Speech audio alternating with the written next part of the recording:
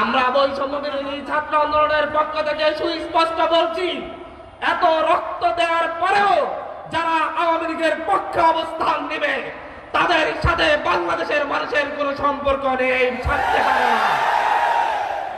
বাংলাদেশের মানুষ সেই দিল্লির এজেন্ডা আর এই দেশে বাস্তবায়ন হতে দেওয়া হবে না।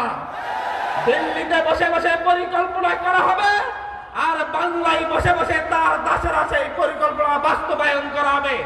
সেই স্বপ্ন 5ই আগস্টের পর আর দেখা যাবে না, সেই স্বপ্ন আর দেখবেন না। বাংলার সেই চাঁপাইনবাবগঞ্জের সীমান্তে দেখুন, বাংলার সেই প্রতিটি সীমান্তে দেখুন, সীমান্তের মানুষজন এখন প্রতিরোধ গড়ে তুলছে। সুতরাং দিল্লির পক্ষে এই দেশে অবস্থান করবেন, এই দেশে রাজনীতি করবেন, সেটা এদেশের মানুষ আর মেনে নিবে না, নিবে না, নিবে না।